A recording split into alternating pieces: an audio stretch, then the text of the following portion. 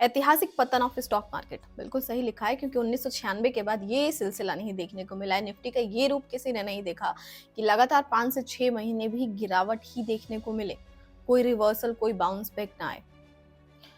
BSc में भी same चीजें देखने को मिली है, पिछले 5 से 6 महीनों में लगातार गिरावट। एंड बीएससी का तो मार्केट कैपिटलाइजेशन 8.82 लाख करोड़ सिर्फ आज एक दिन में ही कम हो गया। वहीं निफ्टी 50 इंडेक्स की बात करें तो 14% तक डाउन हो चुका है, एक बार भी अभी रिवर्सल नहीं देखने को मिला है।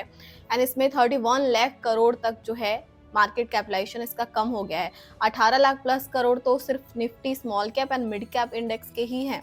निफ्टी स्मॉल कैप 100 25% तक गिर चुका है, एंड वहीं पर निफ्टी मिड कैप 100 जो है 21% तक गिर चुका है। दोनों मिलाकर 18 लाख करोड़ तक का जो है मार्केट कैपिटलाइजेशन कम कर चुके हैं। सो ये 5 से 6 महीने का गिरावट 29 साल का रिकॉर्ड जो है टूट रहा है। इससे इन्वेस्टर्स और ज्यादा परेशान हो रहे हैं, क्योंकि कोविड के बाद तो सबको प्रॉफिट लेने की आदत सी हो गई है। शॉर्ट टर्म में बुक करना, लॉन्ग टर्म इन्वेस्टमेंट तो सब भूल ही गए थे, लगातार प्रॉफिट मिल रहा था, बुक कर रहे थे। अब ये 5 से 6 महीने का घबराहट जो है और ज्यादा बढ़ रहा है। जो प्रॉफिट थे आई थिंक वो भी चले गए हैं। सो 99% लोगों के पास तो फंड है भी नहीं कि वो इन्वेस्ट करे। हालांकि जिनके पास है उनका तो बल्ले बल्ले है, उनको तो अपॉर्चुनिटी मिल रही है, लेकिन जिनके पास नहीं है वो बस देख रहे हैं, अपना रोना रो रहे हैं कि बस गया। एंड आज तो और बुरा हाल रहा। 28 फरवरी को सेंसेक्स के 30 स्टॉक्स में से 29 गिरावट में रहे। सिर्फ एचडीएफसी बैंक ने ही अलग रैली दिखाई। बीएसई में 4082 स्टॉक्स ने ट्रेड किया, लेकिन उसमें से 3192 ने ही में 3192 ने सिर्फ गिरावट ही दिखाया। गिरावट का आज मेन रीजन क्या रहा?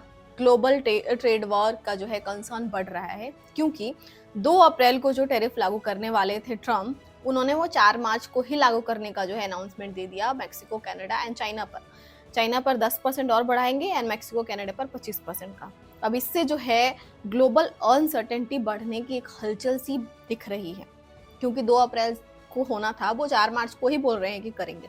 तो इन्होंने तो एक अलग ही जो है भूकंप लाया हुआ है, जिस वजह से ग्लोबल प्रेशर काफी है। ग्लोबल इकोनॉमिकल प्रेशर्स है, ग्लोबल अनसर्टेनिटी है। एशियाई मार्केट में आप देखिए, इनके टैरिफ वाले न्यूज से कि चाइना पर जो है 10% ये बढ़ाने वाला है, जो कि 4 माह से ही होगा। तो एशियाई मार्केट में काफी फॉल देखने को मिल गया है। ग्लोबल मार्केट इससे काफी वीक रहे, तो अब इसलिए आज का मार्केट ज्यादा दबाव में रहा। अब इसके साथ ही देखिए आईटी सेक्टर, पूरा आईटी इंडेक्स 8% तक गिर चुका है, सिर्फ आज के दिन 4% गिरा, जबकि वहीं निफ्टी लगभग 2%। अब ऐसा क्यों? आईटी सेक्टर पे अलग प्रेशर। देखिए, मैंने पहले भी वीडियो दी थी तो उसमें क्लियरली बताया था कि अगर ग्लोबल कंसर्न्स बढ़ते हैं या फिर यूएस में कुछ भी होता है, तो सबसे ज्यादा impact IT index and pharmaceuticals पर पड़ते हैं, क्योंकि ये सबसे ज्यादा रेवेन्यू जनरेट करते हैं। आईटी सेक्टर तो 85% डिपेंडेंसी है यूएस पर एंड फार्मा सेक्टर्स की 40%। तो आईटी सेक्टर आज बहुत ज्यादा प्रेशर में रहा है, यानी कि काफी टाइम से 3 महीने से ही प्रेशर में है, लेकिन इस टाइम ज्यादा है। अब ये टैरिफ वाले मामले से आईटी सेक्टर में बहुत ज्यादा प्रेशर बढ़ गया है, क्योंकि इनके टैरिफ बढ़ाने से जो है, टैरिफ लागू करने से वहां पर जो है economical slow down and inflation का कंसर्न बढ़ रहा है। तो इस वजह से आईटी सेक्टर पर ये प्रेशर और ज्यादा है। तो आईटी इंडेक्स ने भी आज काफी रुलाया है। लेकिन एक और कंसर्न है एआई चिप इंडस्ट्री की। एक काफी जानी मानी दिग्गज कंपनी है एनवीडिया, इसके जो है रिपोर्ट्स, रिजल्ट्स क्वार्टरली काफी पुअर आए हैं। तो इस वजह से भी जो है आईटी सेक्टर पर पूरा प्रेशर आया। इसने आईटी सेक्टर ही नहीं, पूरे ग्लोबल मार्केट में ही जो है हलचल मचा दी, क्योंकि उसका वीक होना, एआई चिप इंडस्ट्री का वीक होना ये बता रहा है, क्योंकि उसमें उस कंपनी में जो 8 से 10% की गिरावट देखने को मिल गई, वो ये बता रहा है कि इससे आर्थिक मंदी आने के चांसेस दिख रहे हैं। ये पूरी तरीके से अनसर्टेनिटी फैल रही है, जिससे स्टॉक मार्केट पूरी तरीके से रिएक्ट कर रहा है। एफआईएस तो लगातार बिकवाली कर ही रहे हैं, डीआईएस खरीद भी रहे हैं, तो बेचारे कितना ही संभाले जब ऑल ओवर ग्लोबल प्रेशर ही झेल रहे हैं हम लोग। हाँ, बस एक चीज पॉजिटिव यहाँ पर है कि जो वैल्यूएशन का कंसर्न था, स्मॉल कैप मिड कैप बहुत ज्यादा ओवर प्राइस थे, तो इस वजह से small cap mid cap index ही सबसे ज्यादा गिरे हैं, एंड इस वजह से लॉस भी हमें ज्यादा हो रहा है, क्योंकि एज अ रिटेल इन्वेस्टर सबसे ज्यादा हम stocks pick out small cap and mid cap ही करते हैं, वही उठाते हैं, क्योंकि हमें रिटर्न्स वहां दिखता है कि रिटर्न्स मिलता है। ठीक है, एंड अब जब आज डाउन है, हम ये भी जानते हैं कि रिस्क वहीं सबसे ज्यादा होता है कि वो जितना बढ़ने की कैपेबिलिटीज रखते हैं उतना ही गिरते हैं। ये जानते हुए भी सब लोग जो है प्रॉब्लम क्रिएट यहाँ पर कर रहे हैं। सब कुछ जानते हुए भी जरूरत से ज्यादा पैनिक कर रहे हैं कि हमारे साथ ही, उनको ऐसा लग रहा है कि सिर्फ हमारा ही पैसा डूब रहा है। ऐसा बिल्कुल भी नहीं है, सबने इन्वेस्ट किया है, सबको लॉस हो रहा है। 99% लोगों का लॉस हो रहा है, सिर्फ 1% ही कोई होगा जिसने 10 साल का इन्वेस्टमेंट किया होगा, उसी को ही प्रॉफिट होगा, अदरवाइज कोई भी यहाँ पर प्रॉफिट में नहीं है। मैं खुद शॉर्ट टर्म इन्वेस्टर हूँ, तो सेम मैं चाहूंगी कि आप लोग भी वही करिए। इसका एक ही सोल्यूशन है कि शॉर्ट टर्म अपने इन्वेस्टमेंट को लॉन्ग टर्म कन्वर्ट करिए।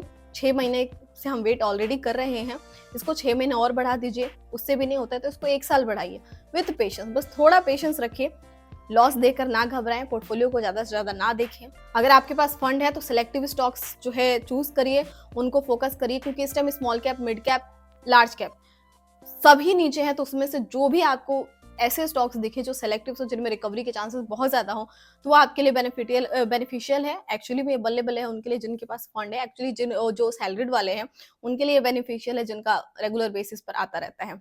कुछ लोगों के मैंने कमेंट्स देखे कि मैम शायद आपको फर्क नहीं पड़ेगा क्योंकि आप लोग तो यूट्यूब से कमा लेते हो, तो शायद आपने देखा नहीं होगा कि मेरा यूट्यूब का खुद का मोनेटाइजेशन बंद है, तो मुझे यूट्यूब से कोई पैसा नहीं मिल रहा है। तो मेरा भी हाल आई थिंक आप जैसा ही है इस टाइम।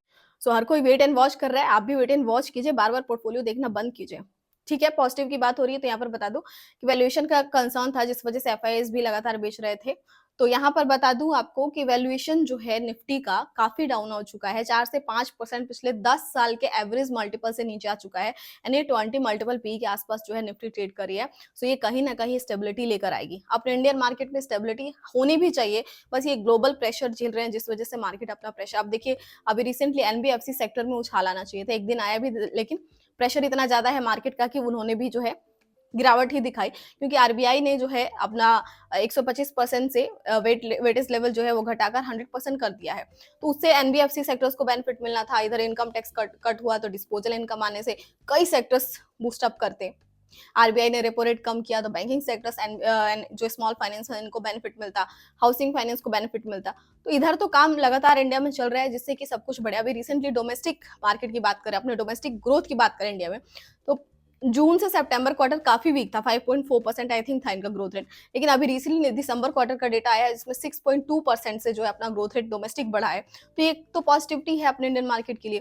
तो ये सभी पॉजिटिविटी जो है हमारे शेयर मार्केट के पर इम्पैक्ट डालती, लेकिन ग्लोबल प्रेशर इतना ज्यादा है कि कुछ भी नहीं कर पा रहे हैं। तो इसीलिए बेटर है कि अपने इंडिया में अपॉर्चुनिटी देखते हुए, एमर्जिंग मार्केट है, ग्रोथ यहाँ काफी है, सो बस अपने इन्वेस्टमेंट को टाइम दे दीजिए।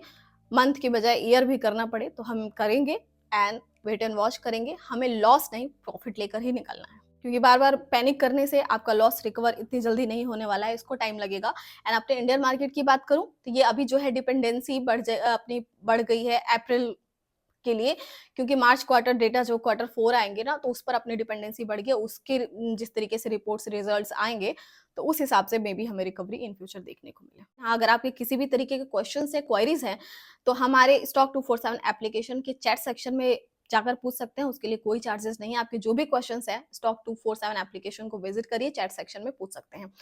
एंड अगर आप इंटरेस्टेड हो तो वहां पर 40 to 50% का ऑन डिमांड, जो हमारे मेंबर्स हैं उन्होंने ही डिमांड करी थी, तो इस वजह से जो है वहां पर डिस्काउंट दे दिया गया है 40 से 50% का मेंबरशिप पर, तो वो भी विजिट कर सकते हैं। मिलते हैं नेक्स्ट वीडियो में। Thanks for watching, bye bye.